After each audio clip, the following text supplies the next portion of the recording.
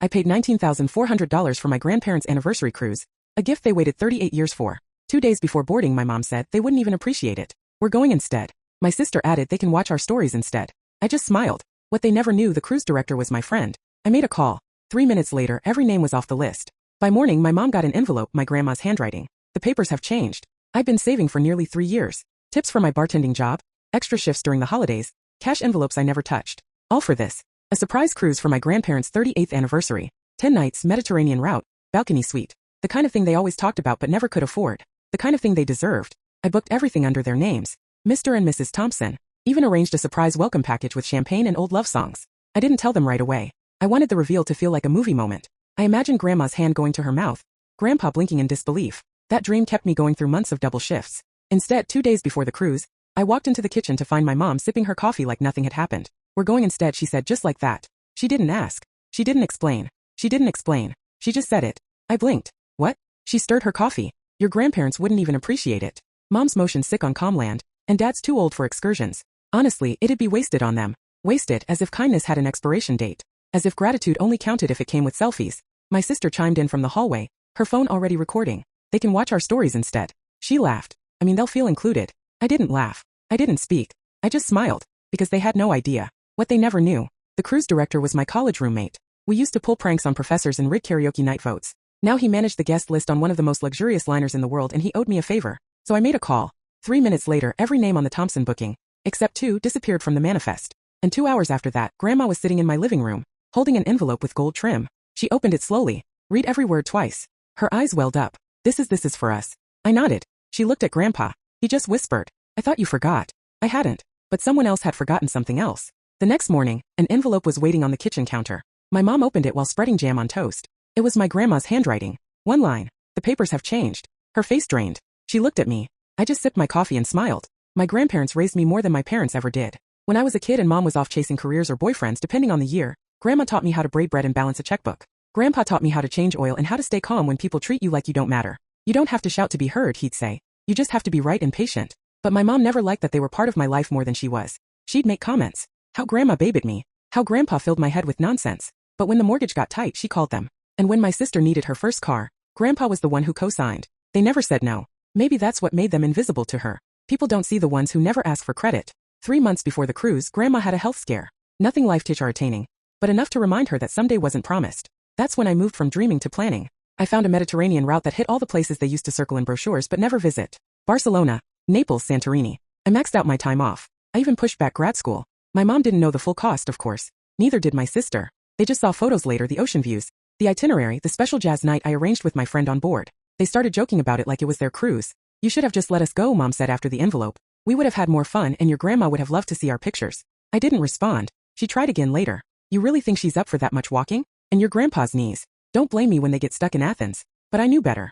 I'd already arranged wheelchair assistance. I even scheduled a surprise vow renewal on board, officiated by the cruise director himself. It wasn't just a trip. It was a thank you letter in motion. Then came the message. The night before departure, Mom texted me at 11:42 p.m. Mom, just so you know, they're not going. It's final. You can stop being dramatic. I didn't reply because at that very moment, Grandma was in my guest room folding a new blouse she bought for Santorini. Grandpa was going over the list of ports like it was the map to El Dorado. They were already halfway there in their minds. That's when it hit me. My mother wasn't just trying to hijack a cruise. She was trying to erase the part of me that chose someone else. Someone kinder, someone worth celebrating. The morning of the cruise, the sky over Barcelona was the color of a promise. I stood beside my grandparents at the port, watching as they gawked at the ship like kids outside a candy store. My grandpa pulled out his phone, an old flip model, taped in 2 places, and tried to take a selfie. He cut off half his face, but I didn't correct him. I just laughed and took one of all 3 of us. He whispered, "You sure this is all for us?" I nodded every last bit. We started toward the check-in queue. I watched the line move slowly, people dragging suitcases, children half asleep on parents' shoulders. The air smelled like seawater and sunscreen. That's when I saw them. My mother. My sister. Wheeling their luggage like they belonged there. Like it had always been their trip. My sister wore a floppy hat and heels. For a cruise. Mom had sunglasses perched on her head and was loudly telling someone on the phone, "We got upgraded. Balcony suite." Yep. She did all the work, but we're reaping the benefits. She hadn't seen me yet. Neither had Grandma, who was too focused on organizing the boarding passes I printed the night before. But I saw everything, and I felt calm because I'd already made the call. 2 days earlier I'd phoned Marco, my friend, and the cruise director and explained everything. The manipulation, the entitlement, the betrayal. I asked one simple thing, make sure their names don't make it past the manifest. He didn't even hesitate. "I'll take care of it," he said. Now standing there watching them roll up to the VIP counter like royalty, I almost felt sorry. Almost. Until my sister turned and saw me. Her face froze. Then she smiled. That slow, smug smile that made me feel 8 years old again. The same one she wore when she told my entire 5th grade class I still slept with a nightlight. That I was adopted. That I would never be the important one. She waved. Look who finally made it, she said, dragging her words like claws. My mother stepped forward, lips already pursed, voice full of theater. Sweetheart, we thought we'd check in early. Hope you don't mind. I said nothing. Not yet. They handed their passports to the clerk. He scanned them, then paused, typed something, scanned again. He looked up. I'm sorry, ma'am. There's no reservation under your names. My mother's face twisted. What do you mean? This cruise was arranged by my child. That's my daughter over there, she added, pointing dramatically toward me. The clerk kept his composure. I'm sorry, these names are not on the guest list. I'll need to ask you to step aside. My sister huffed. You've got to be kidding me. Grandpa, now realizing what was happening, took a step closer to me. Should I? He asked quietly. I shook my head. This is part of the gift. My mom stormed over. You did this. I know you did this. Her voice wasn't loud. Not yet, but the edge was sharp enough to draw blood. You think this makes you better than us? She hissed. I stayed quiet. You can't just cut us out like that, she added, her hands shaking. We're your family. Finally I spoke. No, you're a habit I broke. She flinched. My sister tried to laugh it off. Fine, you want to be petty? Be petty. But don't expect us to forgive you when Grandma ends up in the ER with heatstroke or Grandpa forgets where he is halfway through the trip. Grandma, who had been silent this whole time, turned slowly toward them. Her voice was soft, but each word landed like a strike. You didn't want us to go because you didn't think we were fun enough. Not strong enough. Not worthy. So tell me, how long have we been not enough for you? Silence. Even the seagulls seemed to pause. She pulled something from her purse. A letter. Faded. Torn at the edge. I wrote this to you, Maria, she said, handing it to my mom. 38 years ago when you moved out I said I'll always be proud of you. But please, don't forget where you came from. Mom's hands trembled as she held it. You forgot, Grandma said. But that's okay because now we remember who we are. The boarding call rang out overhead. I turned to the clerk. We're ready. As we walked forward I looked back one last time. My mom was still holding the letter. My sister was staring at the ship. And the clerk, God bless him, was politely directing them to the exit. On board everything felt surreal. Like we'd slipped into a parallel world. One where care was genuine and presence wasn't an obligation. My grandparents stood on the balcony of their cabin, staring out at the open sea. The wind tugged at Grandma's hair, and she laughed, not a polite laugh, but a full-bodied, eye-sparkling kind of joy I hadn't heard in years.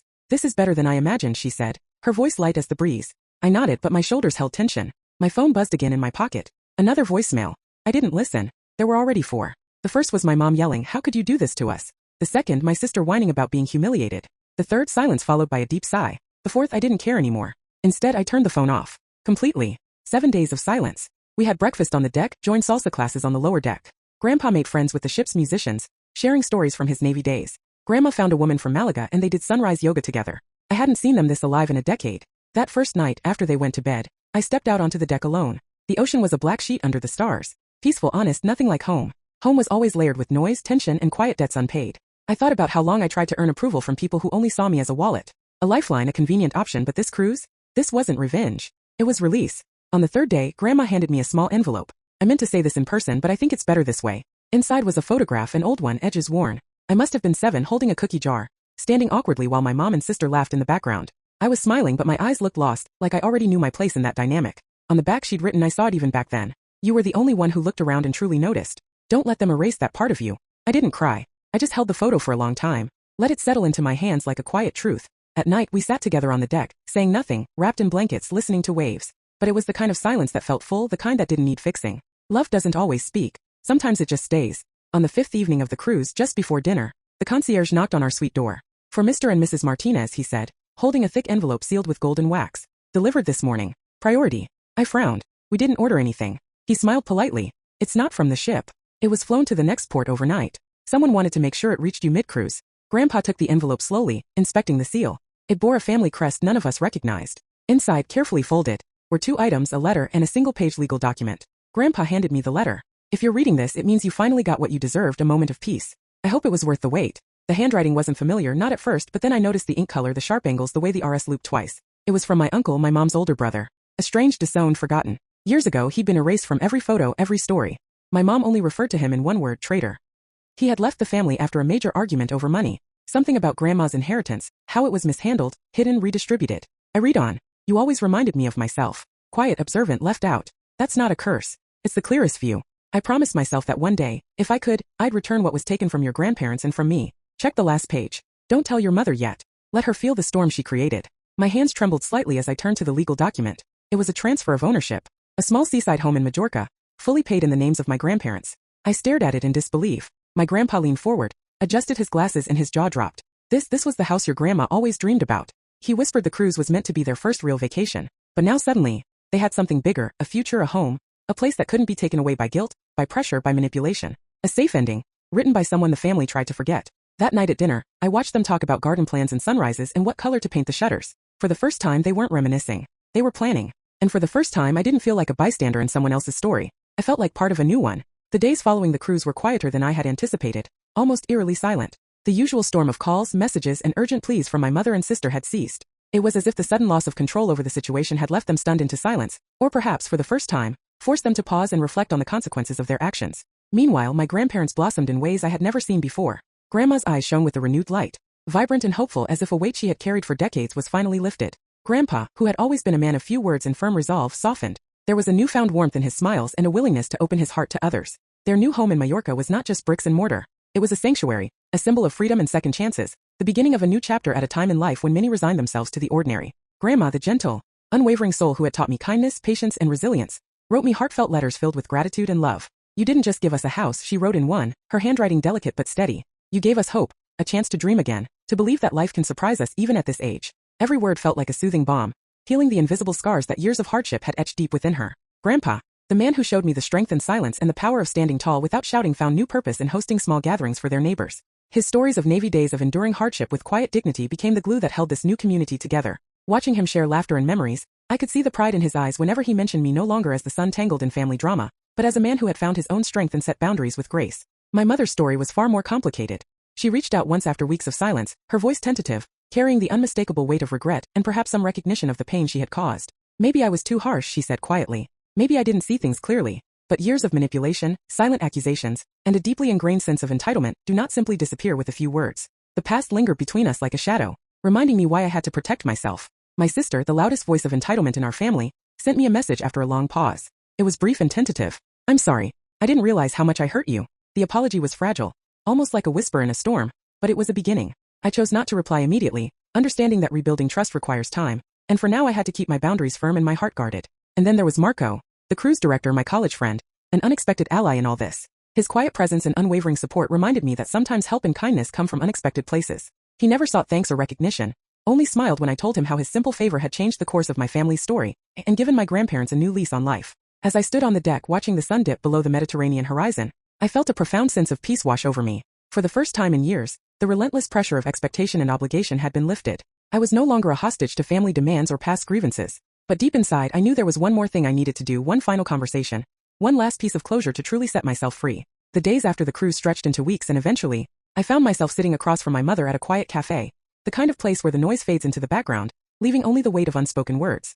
She looked older than I remembered, lines etched deeper on her face, eyes softer but still guarded. I've been thinking, she began slowly, stirring her coffee without looking up, about everything, about us, about what happened. I nodded, waiting. She sighed. Maybe I was wrong. Maybe I took too much for granted. You weren't just some kid with a wallet. You were. Her voice cracked. And for a moment vulnerability peeked through the armor she'd worn for so long. I don't expect things to go back to how they were, she continued. And I don't expect you to forgive me right away. But I want you to know I'm sorry. I swallowed a lump that had formed in my throat. Years of pain, resentment, and silence boiled beneath the surface. But I had learned the hardest lesson of all. Forgiveness isn't about forgetting. It's about freeing yourself. I'm not the same person I was, I said quietly. I've spent so long trying to be everything for everyone. The fixer, the provider, the peacemaker. But I forgot one thing. What's that? She asked. To take care of myself. She reached across the table, hesitating before placing her hand lightly on mine. That's all I ever wanted, she whispered. In that moment I realized that love, real love, wasn't about sacrifice until you're empty. It was about boundaries, respect, the courage to say no. The phone buzzed in my pocket. A message from my sister.